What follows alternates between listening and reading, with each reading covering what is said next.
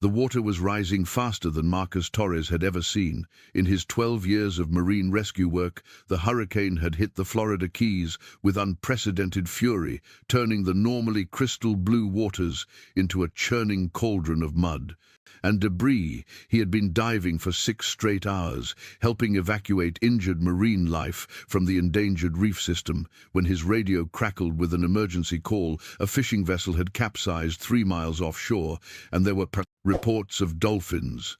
Trapped in the debris field, Marcus did not hesitate. He signaled his team and dove back into the violent water, knowing that every second counted. The visibility was nearly zero. Marcus relied entirely on his instruments and instinct to navigate through the wreckage of boats, docks, and destroyed coral formations. The hurricane had transformed the ocean floor into a graveyard of twisted metal and splintered wood. Then, through the murky darkness, he saw movement, a small shape trapped between 2 sections of a collapsed dock, no larger than 3 feet long, struggling weakly against the current. As Marcus swam closer, his heart sank. It was a dolphin calf, probably no more than 6 months old, and judging by the frantic way it was moving, something was terribly wrong. The calf was tangled in fishing line, wrapped so tightly around its body that Marcus could see the thin cuts bleeding into the water. But that was not the worst part.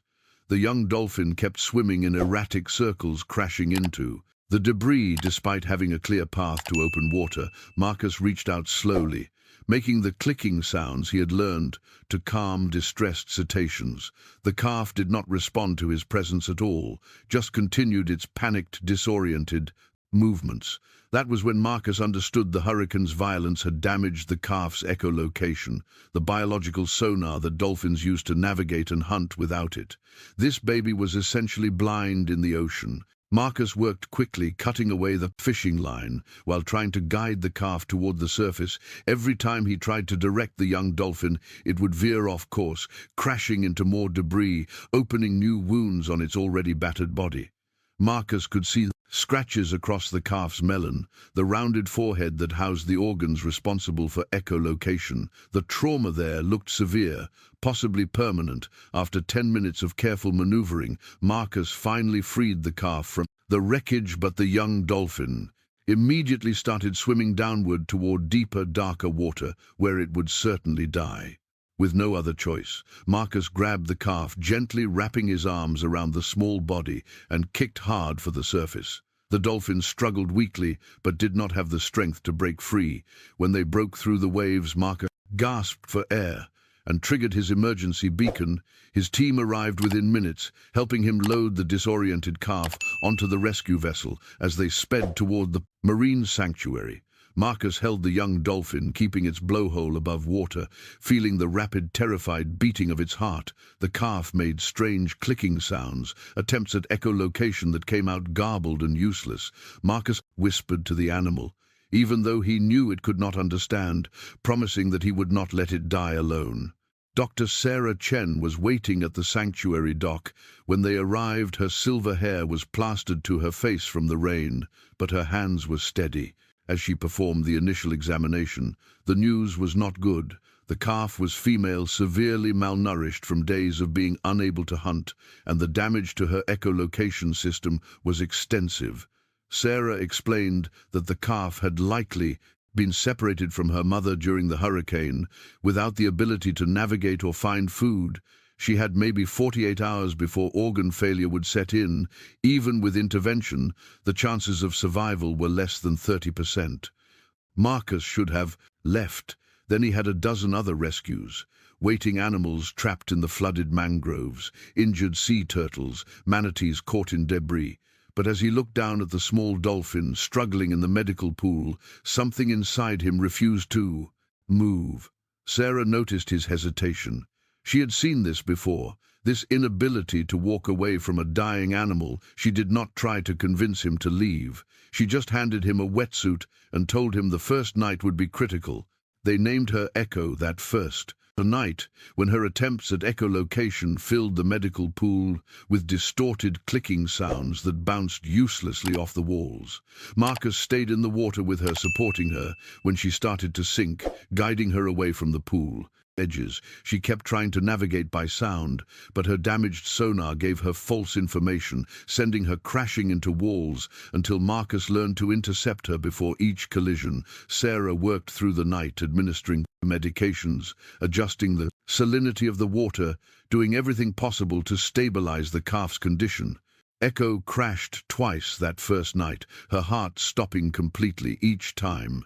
Sarah shocked her back to life while Marcus held her small body in the water, talking to her in steady tones. He told her about the ocean she would hopefully see. Again, about the pod that was surely looking for her, about how strong she was to still be fighting. He had no idea if she could hear him through her confusion and pain, but he kept talking anyway. When dawn broke through the sanctuary windows, Echo was still breathing. It was labour-assisted by oxygen and medications, but she was alive. Sarah looked at Marcus with exhausted eyes and told him what he already knew. This dolphin would require constant care for weeks, maybe months. Her chances of ever returning to the wild were almost non-existent without functional echolocation. Echo would never be able to hunt or navigate or integrate with a pod. She would need human support for the rest of her life.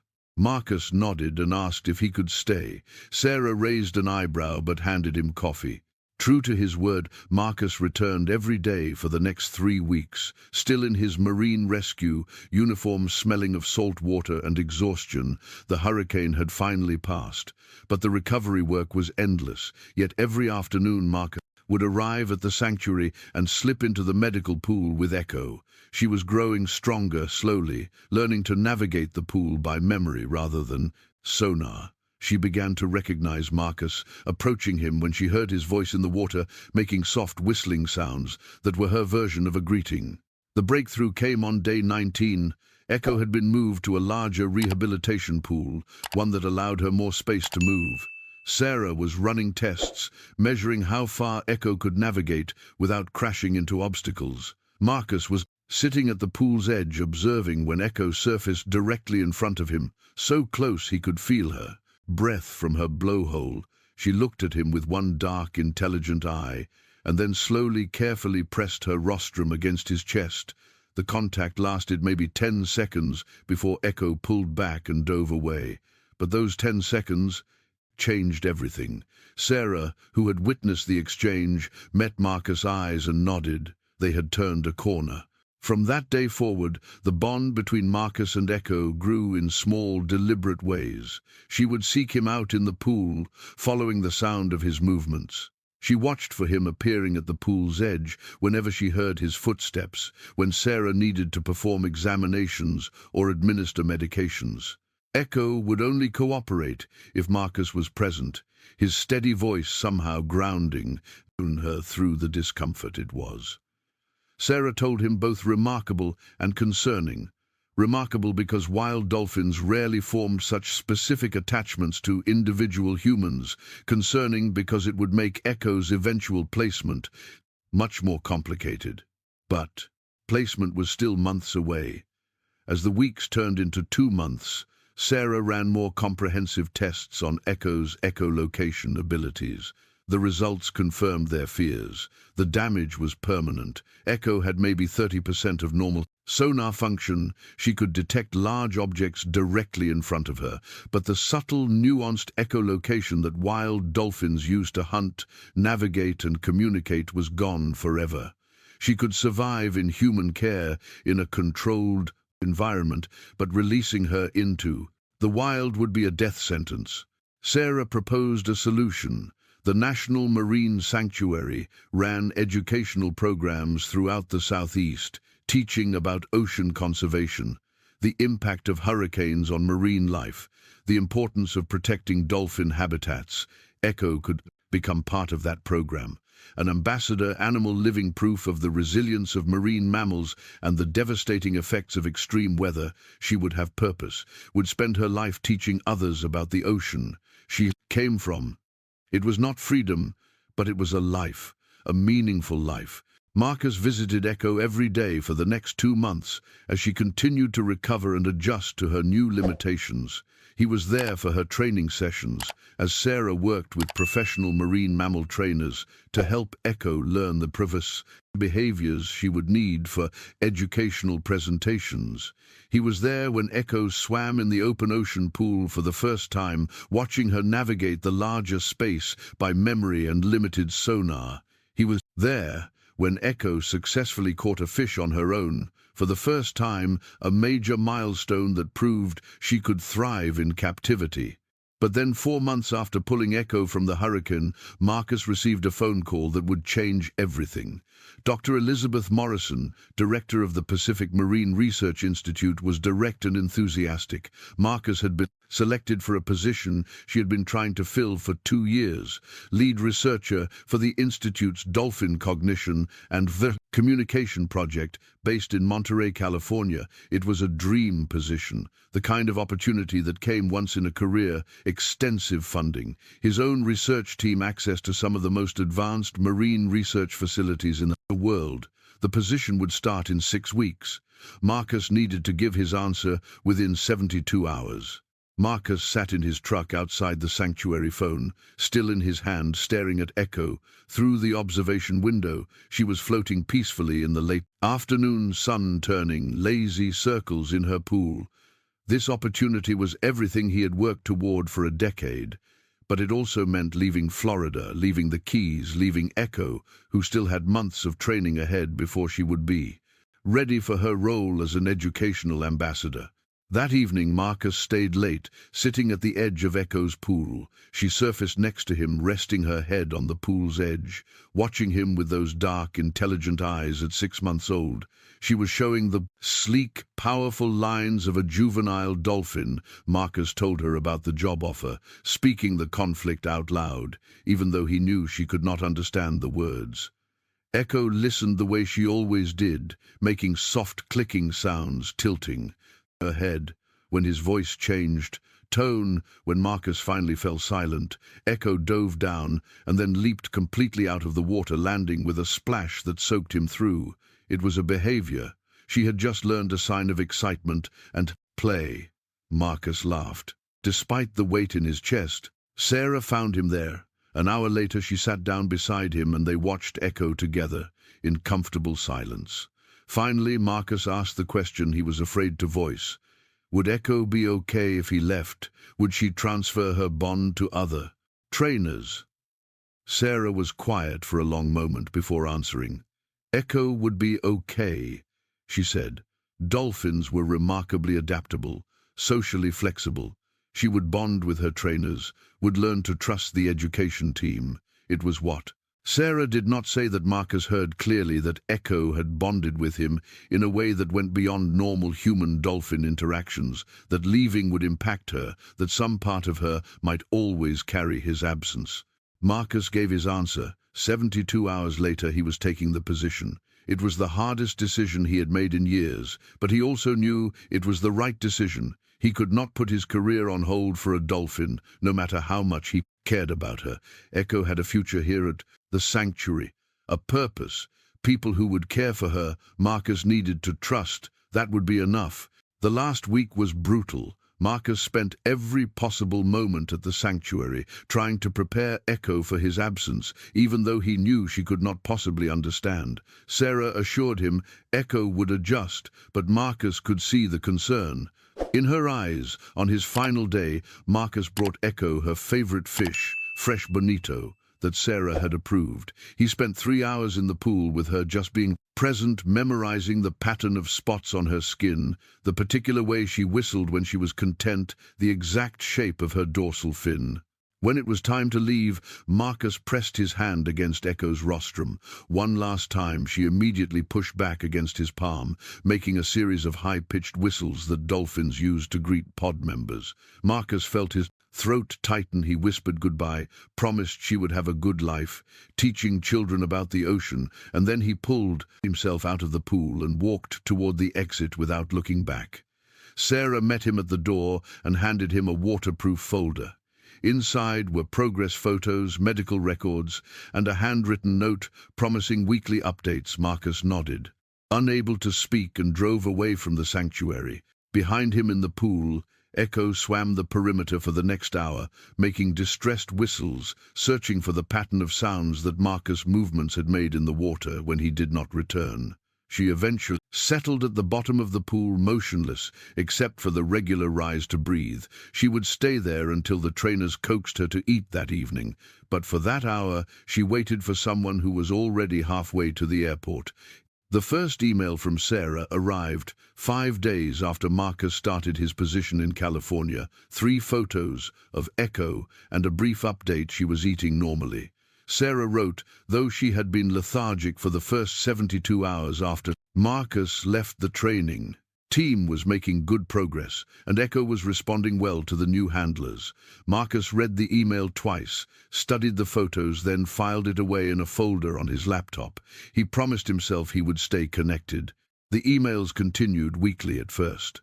Sarah documenting Echo's progress. She had completed her first public presentation at a local elementary school, and the children had been amazed. Echo had a natural presence moving through her. Routine with grace, the educational program was receiving requests from schools across 3 counties. Marcus felt pride mixed with something darker.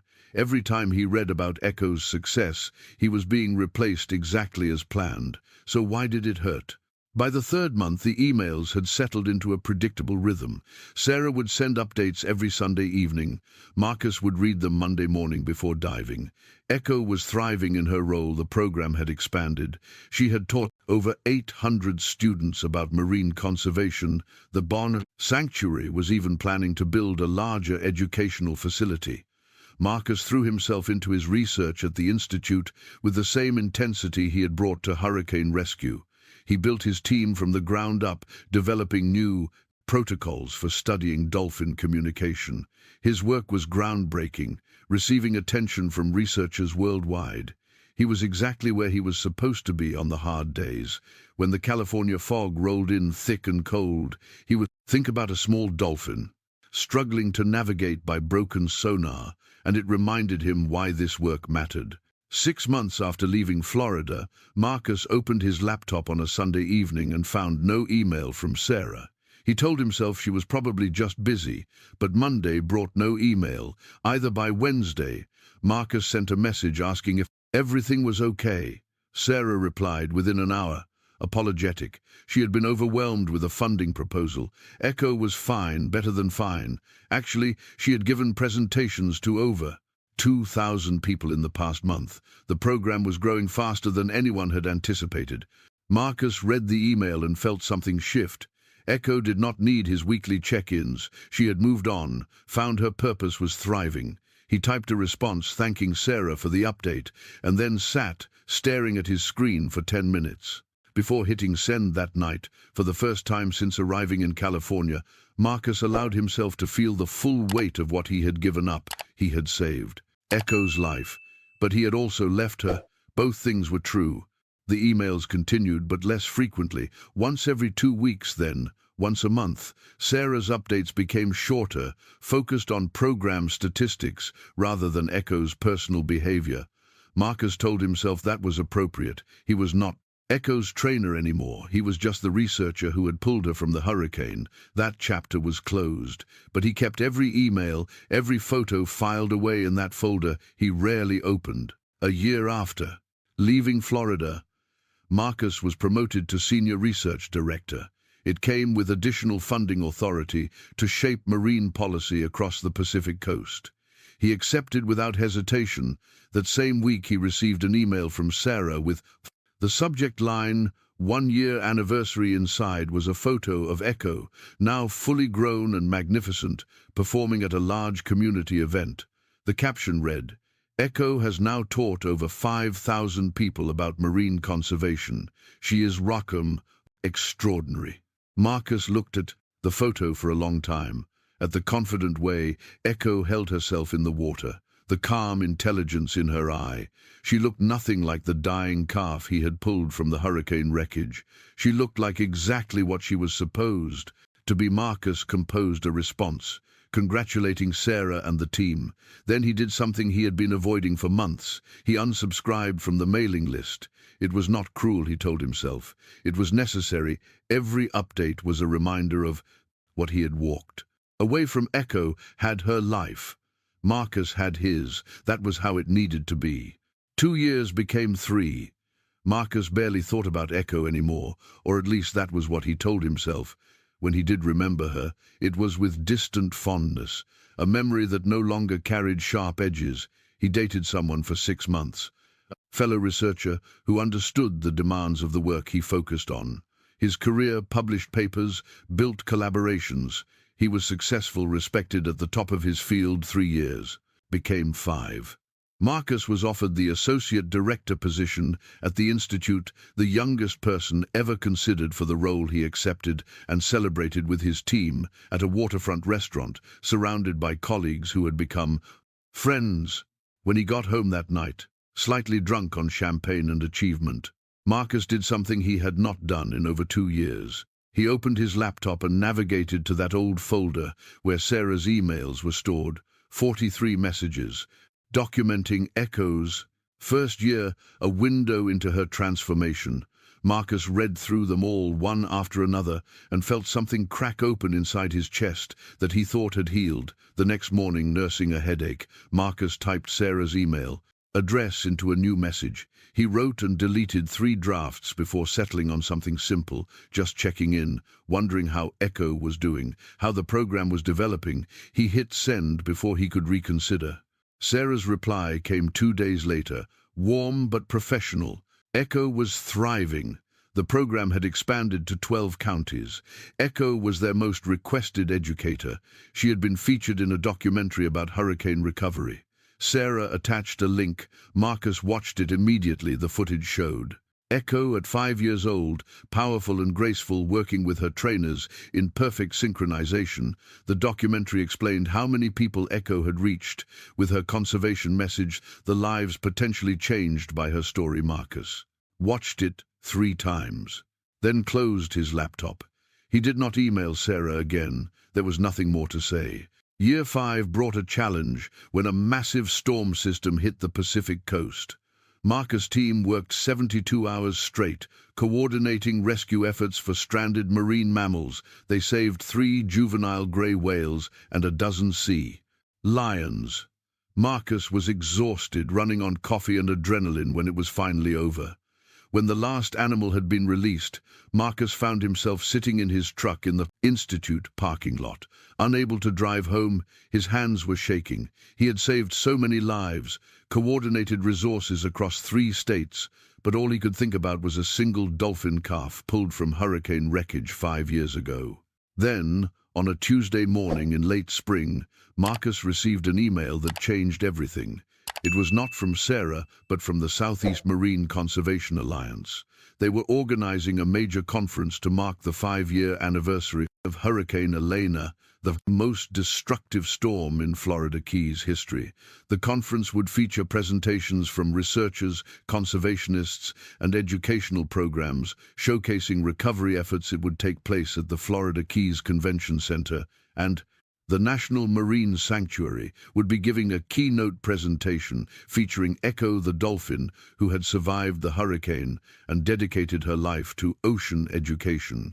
The email included a personal note from Dr. Chen. They wanted Marcus there. His hurricane rescue work had been foundational. His presence would mean something to the marine conservation community. Marcus read the email 3 times. The conference was scheduled for 8 weeks from now. Every rational part of his brain said to decline seeing Echo again. After 5 years would accomplish nothing. It might even be harmful, might disrupt her routine. But Marcus remembered Sarah's words from years ago about dolphins, remembering about bonds that transcended normal human-animal interactions. And he remembered his own promise, whispered to a dying calf in a medical pool, "I will not let you die alone." Before he could talk himself out of it, Marcus typed 4 words, "I will be there." He hit send, and immediately felt his heart rate spike. What had he just committed to Echo? Probably would not even recognize him.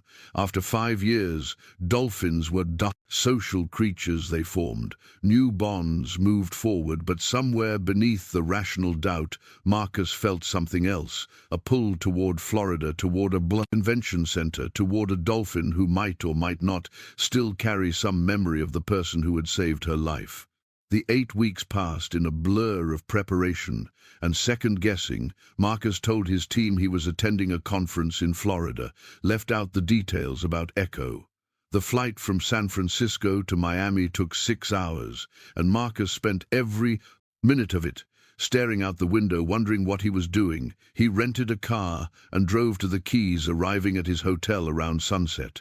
The conference was scheduled to start at 9 the next morning. With Echo's presentation at 11, Marcus had 14 hours to figure out what he hoped to accomplish by being there. He could not sleep, anxiety and jet lag keeping him awake every time he closed his eyes. He saw Echo as she had been 5 years ago, a battered calf struggling to breathe, and then he saw her as she had looked in that documentary, powerful, confident, completely transformed. Which version would he see tomorrow and more? Importantly, would she remember? Sleep came in restless waves. Marcus woke at dawn, showered, dressed in business, casual clothes appropriate for a conservation conference, and stared at himself in the mirror. At 37, he looked older than he felt. Lines around his eyes from years of squinting at research data, gray, starting to show at his temples. He was not the same person who had left Florida 5 years ago. How could he expect Echo to recognize someone who had changed so much? The drive to the convention center took 20 minutes.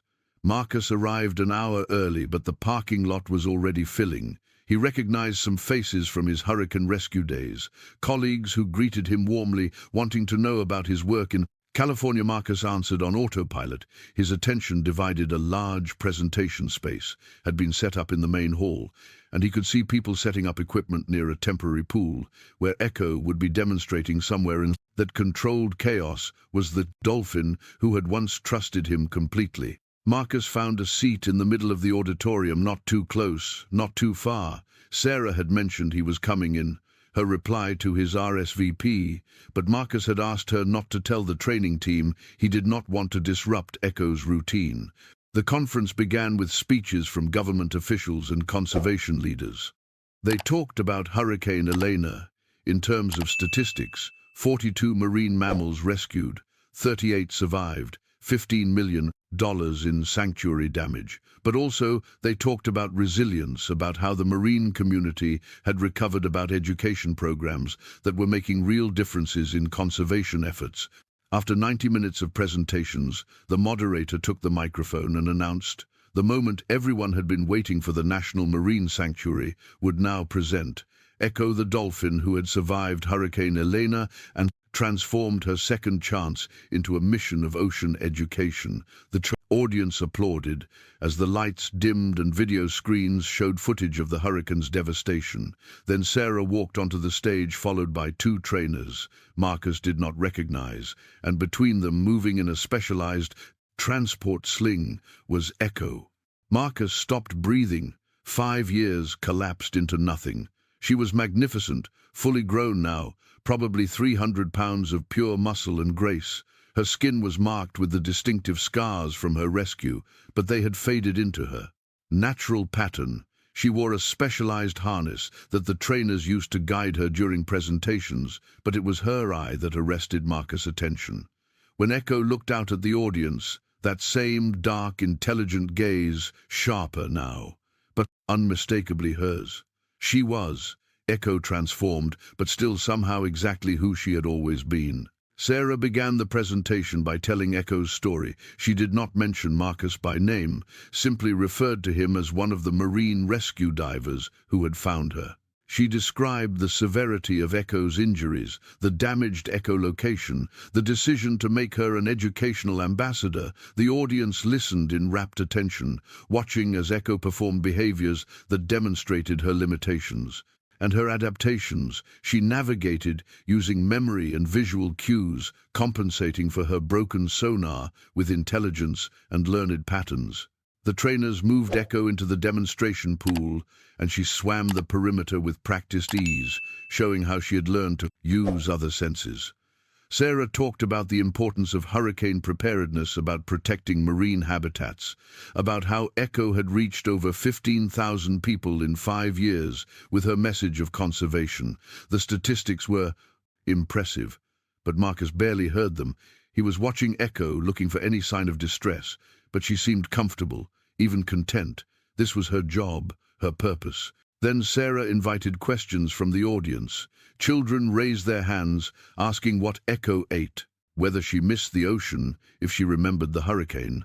Sarah answered patiently, explaining that bottlenose dolphins had complex memories, that Echo likely carried some awareness of her trauma, that her behaviors suggested she had not forgotten. More questions came about. Echo's daily life, her training, the sanctuary's expansion plans. The presentation was running long, but no one seemed to mind. Echo floated calmly in the pool, occasionally raising her head to look at the audience with apparent curiosity. Then something shifted. Marcus had been so focused on Echo that he did not realize he had leaned forward in his seat until the movement made his chair creak. It was a small sound, barely audible over the moderator's voice. Echo's head turned sharply toward the middle section of the auditorium. Her body went completely still in a way that made the trainers exchange glances. One of them touched Echo's back gently, trying to redirect her attention, but Echo was not interested. She was staring at the audience with an intensity that made several people turn to see what had caught her attention. Marcus' heart hammered in his chest.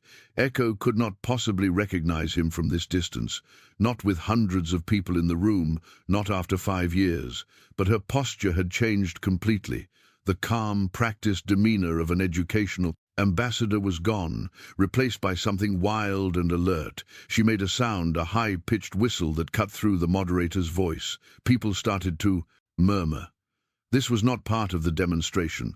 Sarah stepped forward, speaking in soothing tones, but Echo was not listening. She was searching the audience head, moving in small increments, testing the air with that distinctive pattern that dolphins used when trying to isolate a specific scent or sound. Sarah made the decision to pause the presentation, thanking everyone for their attention and beginning to guide Echo back toward the transport area. But Echo resisted, pulling against the trainers. Gentle guidance, still scanning the crowd with desperate focus. Marcus knew he should stay seated, should let this moment pass, should allow the team to get Echo out of the situation, but watching her search for something she could not find. Watching the confusion and almost frantic quality of her movement broke something inside him. Before he fully realized what he was doing, Marcus stood up the movement, drew Echo's attention, like lightning, her entire body oriented toward his position, and for a heartbeat, everything stopped. Marcus could see the exact instant recognition hit. Echo's body language transformed completely. She made that sound again, that high-pitched whistle, but this time it was unmistakable, the contact call that dolphins used to greet specific pod members. The trainers tried to maintain control, but Echo was no longer following any commands. With a strength that shocked everyone, she pulled free from the harness and launched herself toward the edge of the pool, not toward the exit, but toward the audience, toward Marcus. The auditorium erupted in startled voices, people standing unsure whether they should be concerned about a loose dolphin, but Echo ignored all of them. She could not leave the pool, but she stayed at the edge closest to Marcus, making frantic, clicking sounds, whistling continuously. Sarah turned to see what had captured Echo's attention and froze when she saw Marcus standing in the middle section. Her eyes went wide with understanding. She gestured for him to come forward. Marcus moved through the crowd in a daze, everyone stepping aside as he made his way to the pool. When he reached the edge and knelt down, Echo was right there, pressing her rostrum against his hands, making sounds he had not heard in 5 years. The soft chirps and whistles she had made only with him. Sarah was beside him, tears in her eyes, explaining to the confused audience that this was the marine biologist who had rescued Echo 5 years ago, that sometimes bonds transcended normal expectations. Marcus slipped into the pool fully clothed, not caring about his conference attire, and Echo immediately swam circles around him, pressing against him over and over, scent marking him with her dorsal fin, the way dolphins claimed family members. She made continuous vocalizations, patterns of clicks and whistles that Marcus realized were the same sequences she had made 5 years ago, when she was learning to trust him. She remembered after everything, after all the time and distance, and new experiences. Echo remembered. Marcus wrapped his arms around her, feeling the solid warmth of her body, the rapid beating of her heart that had once been so fragile. She was real. This was real. He had not imagined the bond she had carried it for 5 years, waiting. The clearing of a throat made Marcus look up. Sarah was standing at the pool edge with the trainers behind her. The entire conference was watching in stunned silence, witnessing something impossible. A wild dolphin who had been professionally trained, abandoning all protocols to greet someone she had not seen in 5 years. Marcus spent the next 2 hours with Echo in a holding area.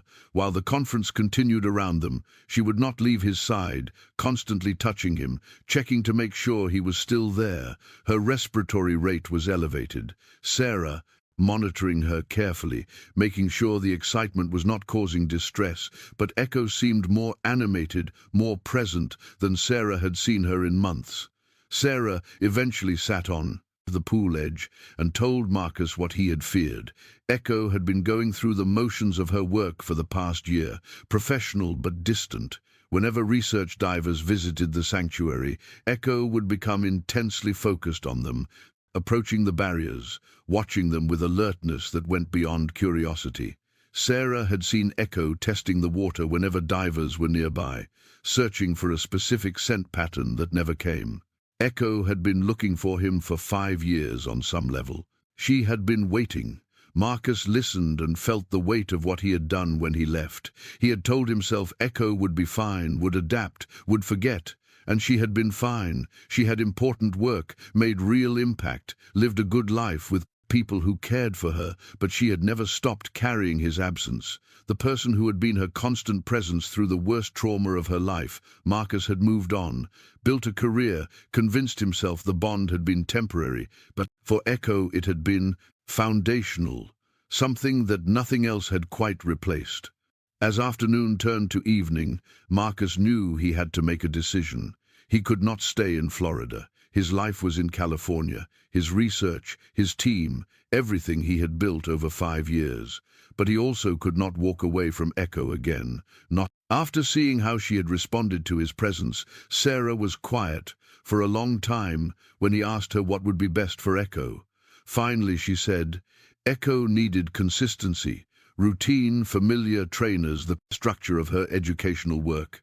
What she did not need was someone who would come back into her life only to disappear. Again, if Marcus could not commit to being a permanent presence, it would be kinder to make this a final goodbye. But Sarah also acknowledged that what had happened today changed things. Echo had shown beyond any doubt that she remembered that Marcus was not just another human to her, and maybe Sarah suggested carefully there was a middle path. Marcus could not stay in Florida, but he could visit regularly. The sanctuary ran training programs for marine researchers. Marcus could attend those programs every few months, consistently enough that Echo would know he had not abandoned her again. It would not erase the 5 years of absence, but it might give Echo something to hold on to. That night, Marcus stayed at the sanctuary long after the conference ended, sitting at the edge of Echo's pool, watching her swim lazy circles in the moonlight. She would surface periodically, pressing her rostrum against his hand, then diving away. This was not the frantic desperation of the reunion. This was something calmer, more content. When he finally stood to leave, Echo made a soft, questioning whistle. Marcus knelt down one more time and pressed his forehead gently against hers, the way he used to when she was a calf. Echo responded with a series of quiet clicks, the lowest frequency she could produce, the sound that dolphins used with family. He promised her he would be back in 3 months at the start of summer. He would make this trip again and again, for as long as Echo needed him. It was not what he had planned when he pulled a dying calf from hurricane wreckage, but some bonds transcended planning, transcended logic, transcended logic. Even the best intentions to move forward, the drive back to his hotel felt different than the anxious journey there. Marcus was not running this time, was not trying to escape or deny. He was simply holding space for a truth he finally accepted he had saved: Echo's life. But she had changed his in ways he was still discovering. 3 months later, Marcus made the trip again. Echo was waiting for him, and though the reunion was less dramatic than the first, it was no less meaningful. They spent 3 days together, Marcus volunteering at the sanctuary, helping with research programs. He watched Echo teach elementary school students about ocean conservation, saw the impact she had on young minds, understood that her purpose was real. She was not just surviving, she was thriving in the ways that mattered most. The seasonal visits became a cornerstone of Marcus' life. His team in California learned to work around his quarterly trips to Florida. He never explained in detail why those trips were non-negotiable, but his colleagues respected the boundary. His research continued to flourish, but it no longer consumed him the way it once had. He had found balance, had learned that success meant different things at different times. Sometimes it meant breakthrough, discoveries, and sometimes it meant keeping a promise to a dolphin who trusted you. 3 years after the reunion, Marcus stood at the sanctuary observation deck, watching Echo teach a group of middle school students about hurricane preparedness. She was 8 now, fully mature, and her movements had the confident grace of an adult dolphin. Her echolocation limitations were still apparent, but she had adapted her intelligence and memory, compensating for what her damaged sonar could not provide. The students watched her with wonder, absorbing lessons that might save marine life someday. After the presentation ended, Echo came to the observation area where Marcus always waited. He knelt down, and she pressed against the barrier, making the soft contact calls that were theirs alone. Sarah joined them, leaning against the railing. With a satisfied expression, she told Marcus that Echo had now reached over 25,000 people, that hurricane-related marine casualties in the region had dropped by 18% since the education program began, that Echo had inspired similar programs in 3 other states. The impact was measurable, significant, undeniable. Marcus nodded, feeling the weight of what Echo's life meant. She could not survive in the wild, would never know the freedom of hunting in the open ocean or traveling with a pod, but she had done something perhaps more important. She had transformed her trauma into purpose, her survival into a lesson that protected others as the sun set. Over the Florida Keys, painting the water in shades of gold and amber, Marcus thought about the choice he had made 8 years ago to dive back into hurricane waters. For one more rescue he had broken protocol, followed instinct, saved a life. And then he had made another choice 5 years ago, to leave, to pursue his career, to trust that Echo would find her way. Both choices had been right in their own complicated ways. Life was not about perfect decisions, it was about showing up, honoring the Gothics, connections that mattered, even when they challenged you to grow in uncomfortable directions. Echo had fought her way back from the edge of death, had adapted to limitations that would have defeated most animals, had found purpose in a life she never would have chosen. And through it all, she had carried the memory of the person who saved her, had waited 5 years for him to remember that some promises could not be broken without cost. The hurricane that should have killed Echo had instead forged something unbreakable between 2 beings who should never have connected at all. As darkness fell over the sanctuary, Marcus stayed where he was, Echo floating peacefully in her pool, occasionally surfacing to breathe and make contact calls. Grateful for the small life that had taught him the most important truths about his own, that love did not mean possession, that caring sometimes meant leaving, but true bonds survived even the longest storms, and that sometimes the bravest thing you could do was come back.